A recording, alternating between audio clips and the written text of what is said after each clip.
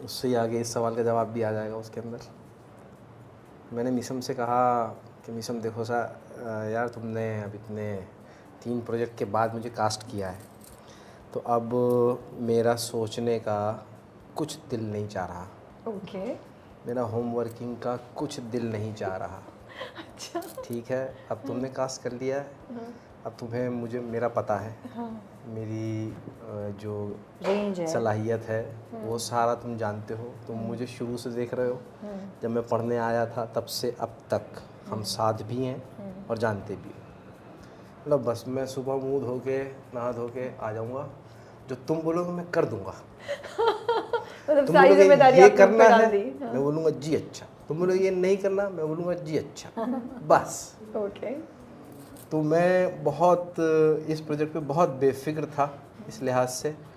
क्यों, एक तो हमने ये भी जानते हैं इस बात को कि एक तरह से जो कैमरा है ये हमारा मीडियम है नहीं उस तरीके से।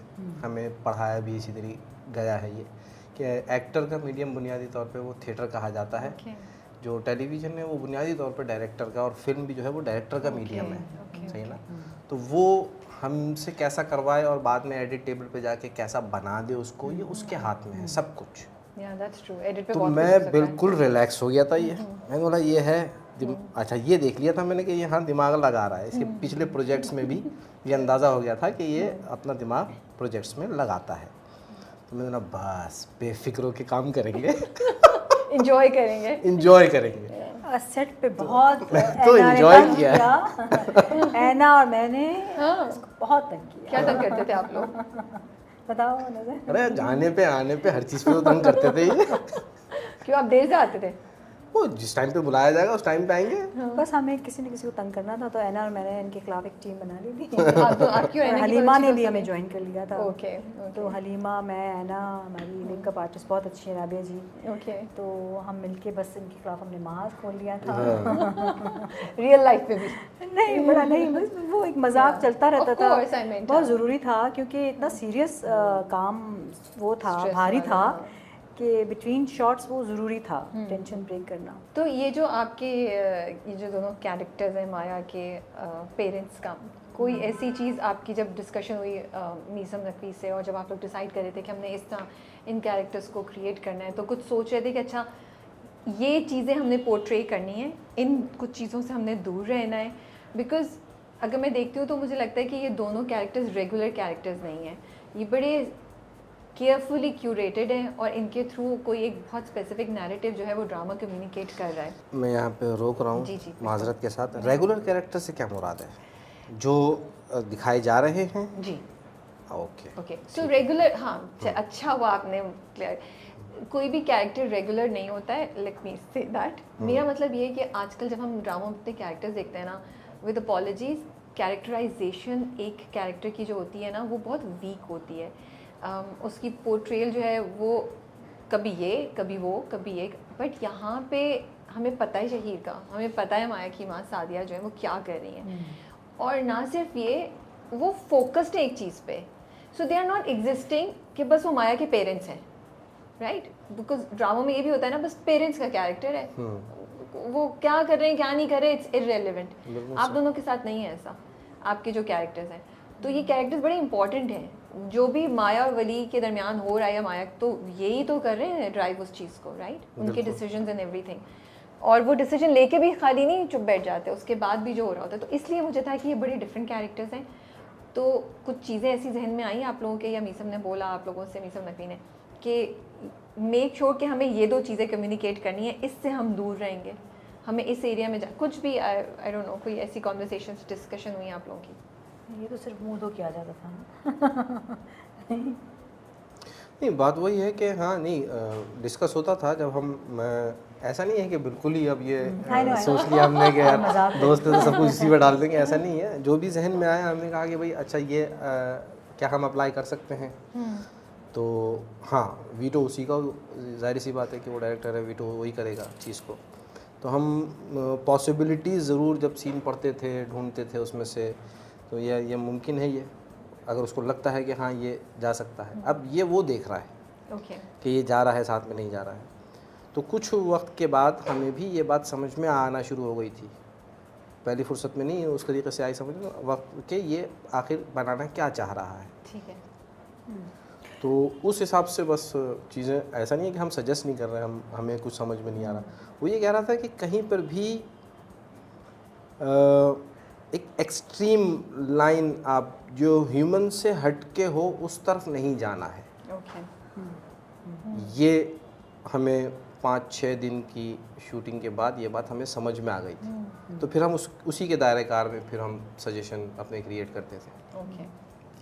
मेरे जो मीसम से डिस्कशंस हुए बहुत डिटेल में हुए, क्योंकि पेपर पे पहली रीड में वो खातून बड़ी आम चीज़, उसको आप कह रहे हैं वीक कैरेक्टर, जिसकी ज़्यादा कैरेक्टराइजेशन पे काम नहीं हुआ होता, अमूमन जो टीवी में होता है। एक तो थिएटर आ जाता है, थिएटर में ये होता है कि अगर आपके पास 4 लाइनें हैं तो हम लोगों की ट्रेनिंग ये है कि सब टेक्स्ट बिटवीन द लाइंस और जो भी मटेरियल हमें आसपास मिल सकता है उसके बारे में, दूसरे कैरेक्टर्स के बारे में जो बात कर रहे हैं, वो उस इन्फॉर्मेशन को भी यूज़ करते हुए एक कैरेक्टर का हमें एक साइकी हमें समझनी होती है। तो एक तो ये था। दूसरा ये था कि किरण ने लिखा, मीसन के जहन में उसका एक विज़न था, उसके बाद मैं और नज़र उसको डिस्कस करते थे आपस में भी जब लाइनें याद कर रहे होते थे, और इसके क्या किस तरह से क्या किया जा सकता है, क्या छोड़ा जा सकता है। तो मेरे ख्याल में एक टीम वर्क था। हर सीन से पहले कम से कम भी 15-20 मिनट का डिस्कशन ज़रूर होता था। कि इस तरह करना है, ऐसे करना है। बिल्कुल, लेकिन ओवर एस नहीं कराया कभी भी। मीसम ने ये नहीं कहा कि ज़्यादा ब्लॉकिंग करें या वो आप करें, थिएटर की तरह करें, लिसन टू इंस्टिंक्ट्स और आप अपने उसमें करें, लेकिन एक ढांचा ज़रूर हमारे पास इवन ब्लॉकिंग का भी मौजूद था। बिल्कुल ऐसी है। मैं यही बात कर रहा था कि ऐसा नहीं है कि पहले हम सीन पढ़ते थे और उस पे जाके हम बात करते थे। हम अपना सीन पढ़ा है हमने, उससे जाके हमने पूछ लिया तुम किस तरह देख रहे हो इस सीन को, सही है, बाय कैमरा। तो वो बता देता कि यहाँ से तुम आओगे, यहाँ से ये होगा, यहाँ से ये होगा, इस ब्लॉकिंग में मैं चीज़ को देख रहा हूँ।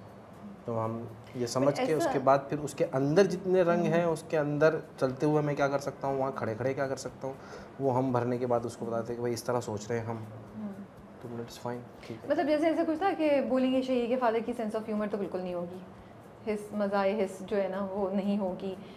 इसकी अम्मी जो है वो कभी रोएंगी नहीं, लेकिन वो इमोशनल बॉर्डर लाइन करेंगी। ऐसी कोई बातें हुई, ऐसा कुछ आप लोगों ने सोचा कैरेक्टर्स के कि ये नहीं होगा, ये होगा, this is what I wanted to know. हाँ, मसलन एक सीन हुआ था मेरे और नज़र का, जो कि इस 19 एपिसोड से पहले का कोई सीन था और हमने शूट भी पहले किया था। तो उसका एक टेक करते हुए मेरे आंसू निकल आए थे। अच्छा, ये कौन सा वाला सीन था? ये गुजर चुका है अभी? नहीं, ये वो वाला सीन था जिसमें रोटी जल जाती है। ओके, ठीक है, जब अपने से बातें कर रही है। हाँ, तो मिशन ने मुझे कहा कि नहीं, मुझे आंसू नहीं चाहिए। ओके, नहीं, अंदर रखो, मुझे वो ग्लेयर चाहिए। ओके, दैट्स फाइन, क्योंकि वो फ्रस्ट्रेशन अंदर वो बिल्टअप करा रहे हैं आपसे भी। हाँ, लेकिन अभी मुझे वो रिलीज़ नहीं चाहिए। ठीक है। सो ये एक जो कि हमारे थिएटर में भी होता है कि अभी अंदर रखें। और दूसरी बात ये थी कि जब मेरे कैरेक्टर के हवाले से बातचीत हुई तो ये था कि खातून की एजेंसी नहीं है, सोच है, ख्वाहिश है, एक अपने बच्चों के लिए एक विज़न भी है, लेकिन वो स्पाइन इतनी स्ट्रॉन्ग नहीं है। अगर उसको पता है कि अगर मुझे ग्लास में यहाँ से इस तरह नहीं ले सकती हूँ, तो वो फिर सोचेगी कि लेकिन मुझे ये कप लेना है फिर भी, तो फिर वो तरीके ढूंढेगी। अच्छा। कुछ रास्ते लंबे और मुश्किल होते हैं, लेकिन अगर आपके अंदर वो हठधर्मी, वो ज़िद और वो चाह है, तो फिर आप वो मुश्किल लंबे रास्ते चुनते हैं और उन पे बड़ी खामोशी से चलते हैं। ओके। और कुछ लोग होते हैं जो डायरेक्ट चीज़ें करते हैं। तो मुझे याद है कि मेरे और मीसम की डिस्कशन में हुआ था कि सादिया चाहती है लेकिन सादिया कर नहीं पाएगी, डायरेक्ट कभी वो पंगा नहीं लेगी, इसीलिए हम उसको नहीं देखते कि वो नहीं, सादिया हमेशा फिर, लेकिन उसको चाहिए वो, तो वो हमेशा आसपास चीज़ें करती रहेगी जब तक कि वो उस बात तक पहुँचे नहीं।